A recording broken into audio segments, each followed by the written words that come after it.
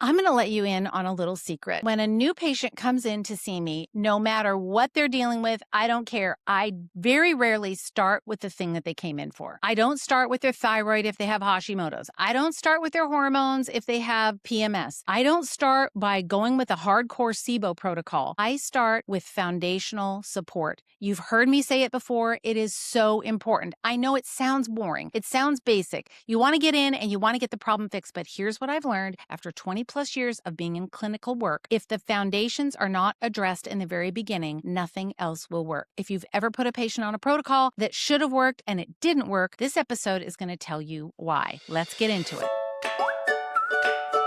Welcome to the Clinical Entrepreneur Podcast. I'm Rhonda, your no fluff, tell it like it is business bestie for wellness practitioners just like you who want to build a practice you love and make a bigger impact and a little money while you're at it. So if you're ready to ditch the overwhelm, attract your dream, ideal patients, and finally run your practice with complete confidence, you're in the right place. Each week, we're tackling things from programs to patient retention to marketing strategies that actually work, sprinkled, of course, with a little sass, a lot of heart, and the step-by-step strategies that will help you get there. So grab your cup of coffee, your notebook, or whatever keeps you going, and let's build a practice you love and a life you love together. Well, hello, welcome back. Today we're going to talk about some important things, very important things. I'm glad you're here. We're going to talk about the foundations. Now, I know we just came out of the clinical series and I did talk about that. And you might be thinking, listen, you already said don't automatically start with the foundation. And I kind of did, but I kind of didn't either. So I'm going to give more context here because it did cause a little bit of confusion. I had a few people email me. So let's start kind of at the beginning. So when a patient comes in the door, we know that they are more than just a collection of their symptoms. We know that. We also know that they are more than just a blood test. And unfortunately, we know that Western medicine, this is what they do, right? They look at a blood test and then that quantifies the whole of the person or some kind of imaging or something like that. That's what's wrong with them for sure, without looking at it from a 5 or 10,000 foot perspective, which is what I always like to do. One of the number one complaints that I hear from, I'll say, kind of newly emerging practitioners is they'll say, well, I need to know more before I start. And I kind of giggle under my breath because I think,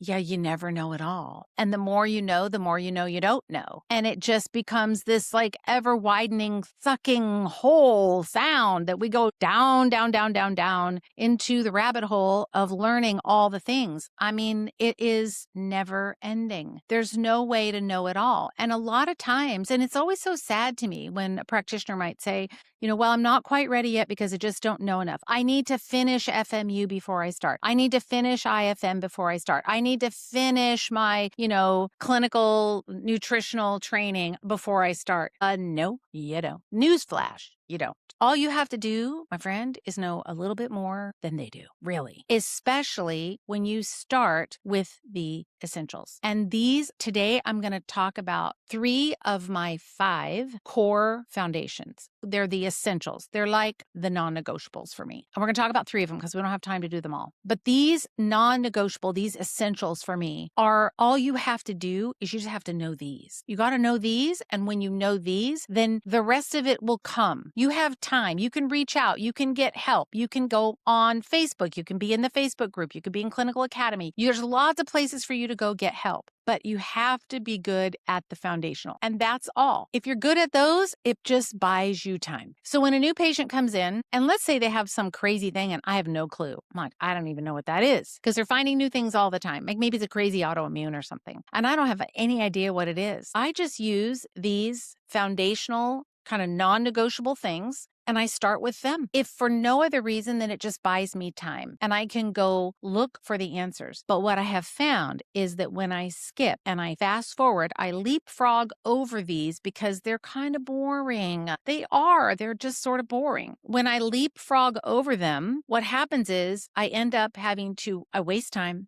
my protocols don't work and I have to go back and do them anyway. And I've made the mistake over and over and over and over again. I've done it with my family. I've done it with my kids. I'm like, oh, that's the problem. And then I go do that. And then they've taken supplements and they're like, yeah, I'm a 20% better. And I think, oh, that's why we got to go do this first. And then that will work. I should have just started with the foundation. And so when we skip over that because we're so eager to solve the problem, the patient comes in with, a hormonal headache and we go after the thyroid and give them chase tree. No, no, no, and no. Not going to work. It's not going to work. You have to address the foundational stuff. And if there was a hill I was going to die on, I have several, but this is one of them. This is definitely a hill that I would die on because I'm not judging. A patient comes in with Hashimoto's and you're like, oh, here's great. Here, let's go with the thyroid protocol. You give them some selenium. We're going to give them some thytrophin PMG. We're going to go down that rabbit hole. No, it's not going to work. And then we have to do tests and we're like, oh, there was other things going on. There was this thing going on or that thing. Oh, look, there's severe anemia. You can't fix a thyroid if you're anemic. So I'm saying there are some very basic foundational things that have to be addressed before you move forward with a patient. So let's talk about 3 of the 5, and then we'll talk about the other ones at the very end. The first one, you know what I'm going to say. If you're listening, it's in your mind, you're thinking it, you say it out loud. We could all say it together. We have to start with upper digestion. We have to start with upper digestion. If we don't improve the capacity of the stomach to break down the food that the patient is eating, then how in the world do you think that they're ever going to repair? Because the HCl and the other secretions in the stomach, but it does some very key things. It breaks down proteins into amino acids and peptides. And you need those amino acids and peptides to produce neurotransmitters and hormones and tissue repair and liberate the little amino acids so that the body can repair itself. If there's no HCl, how in the world are we going to repair? What are you going to give them? Like the perfect aminos? 1,000 tablets a day? No. You have to get upper digestion. I cannot tell you. If you're listening to me, if you are watching on video, you see my hands. I'm like, ah. If you're listening, you are missing the visual. It's on YouTube if you want to see it. But I'm shocked at how many times I will ask a practitioner, what have you done already? And they'll give me I went in, I did the Hashimoto's thing or the SIBO thing I said, well, what about their digestion? Oh, I don't know. They said they weren't symptomatic. I don't care because do you know of anyone? I mean, I'm just asking. Do you know anyone who has zero stress? And you and I both know that a sympathetic state is going to shut down digestion so fast. How many people today have stress, money stress, political stress, relationship stress, job stress, environment stress, chemtrail stress? I mentioned that on the last podcast. Can you tell I'm digging into that? Yes, I am. Toxin stress, all the things. Running a business stress. Patients may not be doing that, but maybe they're like CEO of a corporation, or maybe they have some executive position and they're stressed at work. Raising kids in this day and age. I'm so thankful that my kids are raised, but I feel bad for them. It's hard right now. So is there anyone who's not under stress? Okay. I mean, you email me if you know someone, but it's everywhere. It's ubiquitous. So then, how well is their upper digestion working? How well is hydrochloric acid working? How well are they staying in a parasympathetic state? How well is the vagus nerve working? Probably not well. Why? Because we let them say, and don't get me started on this, but we let them say, no, I'm fine. And then, listen, I'm just going to say it. You're not thinking, my friend. You're being dumb. Because if you can't let the patient call the shots. You can't let them say, no, my digestion, no bloating. Maybe they don't even know what it feels like. Maybe they're bloated all the time and they just have always been that way and they don't know. Maybe they have a funny taste in their mouth, but they didn't know that means acid reflux. Maybe they have pain, by the gallbladder. Maybe they're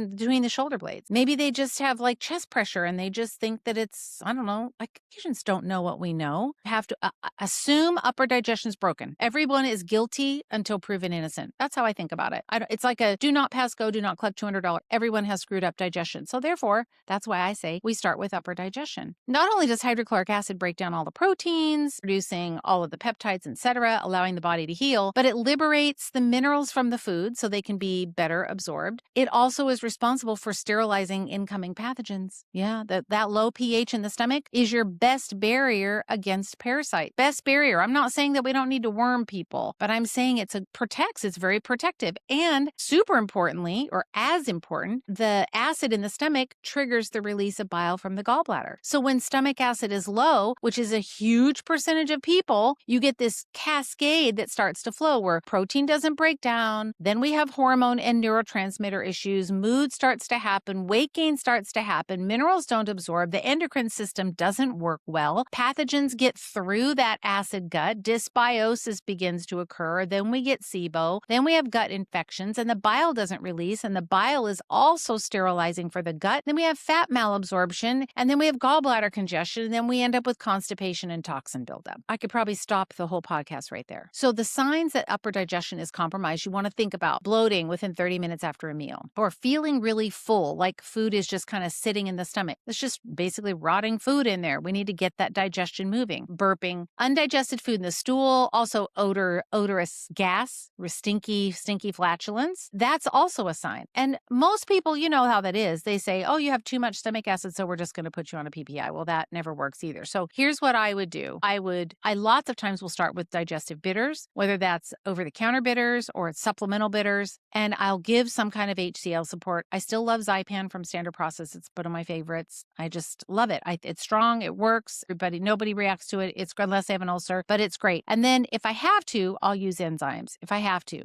But it's like, do not pass go, do not collect $200, go to jail, stay in jail, handcuff yourself to the chair in jail. Do not get out until that upper digestion is working. Now, that brings me to, it's related to the third point, but I'm going to go to the second point before we get to the third point. So foundation number two, this is bile flow. So I just alluded to that. If the stomach acid is not acidic, that pH is not down around a 1.5 when they're eating, then gallbladder or bile release is going to be impaired. And I don't think we pay enough attention to bile, in my opinion. Everybody's focused on the gut microbiome, or we're focused on gut infections, or SIBO, or dysbiosis, or leaky gut. Oh my gosh, don't get me started. But bile is quietly doing some of the most important work in the body because it's made in the liver, stored in the gallbladder, and when you eat, right, the gallbladder contracts under the influence of CCK and it releases bile into the small intestine through the sphincter of Oddi. We understand how all of that works. But what it does is it breaks down the fat. That's easy. But it also binds and carries toxins out of the body. Bile is a major detoxification pathway. So you wonder why people can't detoxify. My first question is, how's their gallbladder? I never hear anyone ask that question, but I think it's valid. Bile is a part of synthesis of cholesterol, and bile keeps peristalsis moving. And it also prevents bacterial overgrowth or dysbiosis, where weeds and flowers are getting imbalanced in the gut. But we don't stop to say what's happening with bile. We go, oh, upper digestion, okay, the stomach. But sometimes that bile is stick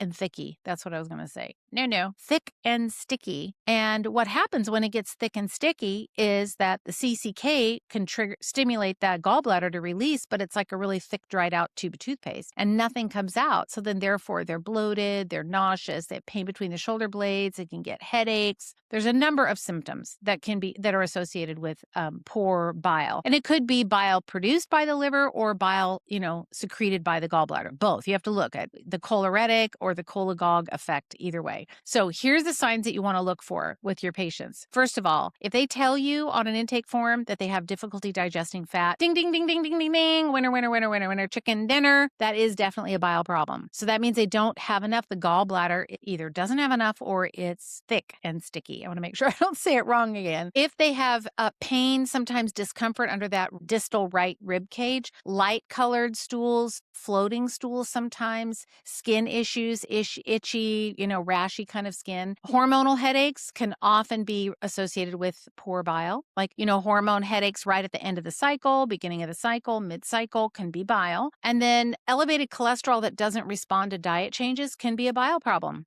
So then you've got people who have had their gallbladder removed, and that just means there's no sac to store it in, but they still make bile. You just don't have a place to concentrate it. Providing bile support, I guess, is still equally, if not more important for them. They need to be taking bile salts. They need to be supporting that and giving the external, like ox bile, so that they can break down the fat. So when it's kind of an automatic for me, if I know someone has an upper digestive issue, I am 100% going to go after bile. I'm just going to I just feel like they're part and parcel the same thing because one is so dependent on the other. So you would use like some kind of ox bile salts. Phosphatidylcholine also supports bile flow, supports cellular membrane health. You could use beet-based gallbladder support, have them eat beets, but sometimes people just get sick of beets. You could do a beet powder, I suppose. But bitter herbs also stimulate the release of bile. So if they can't tolerate fats, that's probably your biggest clue. Like if they say, oh, I love fish and chips, but I just can't eat it. I'll ask them, how do you do with guacamole or an avocado? And sometimes they'll tricky because they'll say, oh yeah, I do fine with the avocado. Yeah. If you stop questioning there, you're going to say, oh, then their gallbladder's fine. But the fat in an avocado is very different than the fat that you would find in fish and chips or French fries, right? Very different types of fat. So just ask more questions. Make sure those are on your intake form.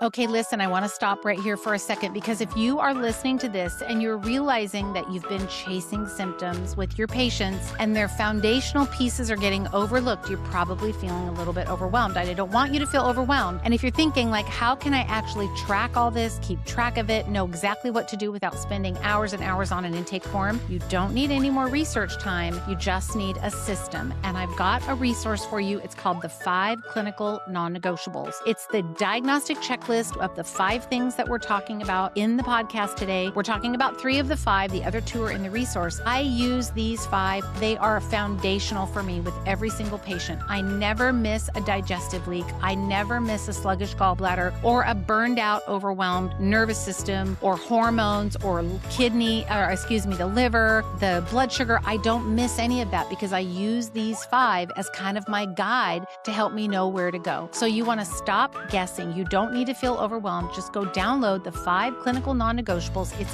free for you. Go to rhondanelson.com/non-negotiables, all one word, or you can click the link in the show notes. Now, let's get back to foundation number 3. So, all right, number 1, support up our digestion. Number 2, bile. Number 3, adrenals. This kind of ties back to number 1 because I said in the beginning that being in a sympathetic state, you cannot break down food. Your digestive system is go on a brownout or a blackout. It's just flat not going to work. But the patient and you and me, we still put food down the tube. So you could go deep dumpster diving on the HPA axis. You could go support the hypothalamus, support the pituitary, support the adrenals. I'm not saying any of that is wrong, but I do believe that the upper digestion and modifying, improving a stress response, in my opinion, those 2 go hand in hand. I don't know that you should support one without supporting the other. And sometimes I will pair things together like that. I could do that, but I think these 2 should be kind of considered almost inseparable. If you have low stomach acid and it's not a functional disorder, like, maybe you had a gastric bypass or something, but I would argue that stress with today's modern patient, I would argue that stress is probably a significantly contributing factor to the reason that upper digestion doesn't work or hydrochloric acid, all the gastric fluids are not working. So I think doing adrenal support, and I say adrenal support, I really mean stress support, and upper digestive work, doing those 2 together and then throwing in a little bit of bile support, maybe just one thing for bile, is a home run for everyone. So, people talk about adrenal fatigue, and you know how I feel about that. I kind of say there's no such thing. If adrenal fatigue was there, then the person they would have Addison's. That's kind of what Addison's is. But I think a better way to think about it is just adrenal dysfunction or HPA dysfunction. It's really a signaling problem. It's the hypothalamus and the pituitary, and the hypothalamus might be doing fine, but the pituitary is not communicating to the adrenal glands, signaling when it should release cortisol or not. And granted, if cortisol output's been high for a really long time, sometimes the adrenal glands are just like gasping for air and they're like, oh my gosh, I can still do it, but it's hard. So all I think we have to do is just help the patient take their foot off the stress gas pedal. What do we do that with? Adaptogens. My favorite is ashwagandha. I love holy basil. I love rhodiola. chlorella, eleuthero is a good one. There's a bunch of them. But these adaptogens will help the patient feel calm. It takes the bite out of the external stress and lets them be in their body. Just lets them be in the body, rest in the body so that they can stay calm. Doesn't make the stress go away. I mean, I don't have a magic pill, neither one of us do for that. But when we can get them to be more calm in that state of like, they're going to rest and digest better. They're going to sleep better. Their whole system is going to feel better because you can't out supplement a system that's stuck in fight or flight. Write that down, tattoo that on the inside of your eyelid. You cannot out supplement a nervous system that's stuck in fight or flight. You can't, because when the body perceives a stress, it doesn't matter if it's physical, emotional, chemical, real, imagined. Somebody who's a worrywart, their life is perfect. I've had so many of these patients. They'll say, my life is perfect. In fact, one of the ones that was in the clinical thinking series, one of them, the H. pylori lady, she said, I have a perfectly great life. I'm, no financial stress. Like everything's really good. Oh, I start asking a few more questions. Sure enough, she's like worries all the time. And then we find out at the end that she had these ruminating thoughts. And she said, well, I've had a history of that before, but yet you don't have stress. So she's just living in the future, imagining things that haven't happened yet. Well, what if this and what if that? What if? That right there, even though you have the comfiest life ever, sometimes it's on the inside. And so the cortisol stays elevated and then adrenaline comes in and then adrenaline drops and then cortisol levels out. And then the stress happens again and adrenaline comes in and then cortisol follows behind and the adrenaline drops and the cortisol levels out. And that pattern repeats itself over and over and over and over. And the digestive system is like, whoa, time out. We have a big bad bear that is chasing us and we're not going to worry about digestion right now. We are just going to protect ourselves and we're going to run from the bear. We're going to run for the bear. So the patient then is in that fight or flight all the time. Sex hormones get disrupted and there's no amount of HRT that's going to fix that. That's why, another reason why my hill, no, I'm not doing HRT, not doing it. A couple of times I've had to make an exception and I'm thankful to have it as an option, but not as often as people are doing it because you cannot out HRT a dysregulated HPA axis. This can't happen. So then they don't sleep and they wake up tired because their fatigue isn't fixed with sleep. They have energy crashes in the middle of the afternoon. They get yawny and sleepy. They're wired and tired at night. They've got sugar cravings. They're more sick because the immune system is regulated by the endocrine system. And when the adrenals are down, the immune system lags and so on and so on and so on. So when I know that I have somebody who I believe that is stressed out, and I put almost everyone on ashwagandha of some kind, or I also really, really love the daytime HPA from Gaia, and I also love the Revive HPA from Gaia. Love those products. Doctor's Research has a couple of good ones as well. So I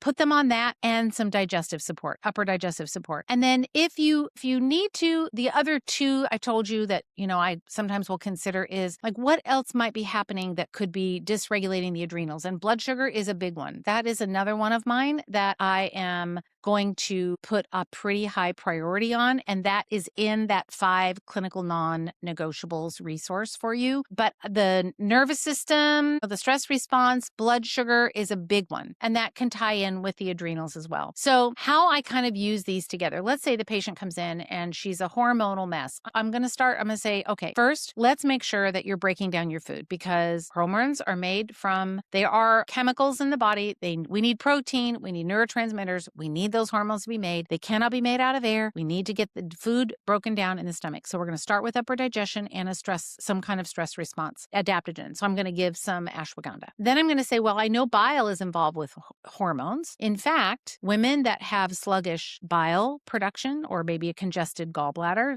thick and sticky, oftentimes when they get near menopause, they will have the gallbladder removed. And because it plays such a big role, when it gets congested, we cannot deal with hormones well. And there's, again, no amount of HRT that's going to fix that. We have to fix it at the root cause. So I'm going to ask questions about bile. Are you bloated? Do you get nauseous in the morning? Are you bloated above the belly button, etc.? So that's kind of how those three sort of triangulate together. Ignore the other ones. And I don't ignore what they came in for sure. But what I'm trying to do first, which is what I started. These are the foundational, non-negotiable things for me. I'm trying to get the foundation right. I'm trying to seal off the windows, tape everything, make sure the floor is good. There's no holes, there's no draft coming out, like trying to get a good foundation in place. And once I have that foundation in place, then I can go be more specific and deal with the condition that they came in for. And sometimes patients don't understand that. They're like, well, wait, I came in for my thyroid and you're not going to fix my thyroid? Well, yeah, I am. But we have to do this first, because if we don't, we're not going to get anywhere. We have to start with upper digestion. We have to start with bile. We have to start with adrenals. Then we might have to look at blood sugar or some of the other things, but we've got to start with the foundational stuff first. So as I mentioned, go grab the free resource. It gives a little bit more detail. There's a clinical insight for each one of the 5. I kind of go into it a little bit more. Go to rhondanelson.com/non-negotiables, all one word, non-negotiables. You'll find the resource. You can get it, keep it, use it, refer to it. It's great. It'll help you. Plus this podcast, like put this in the save, because I just downloaded a ton of clinical information for you here. And then if you're stuck and you don't know what bitters to use, or you don't know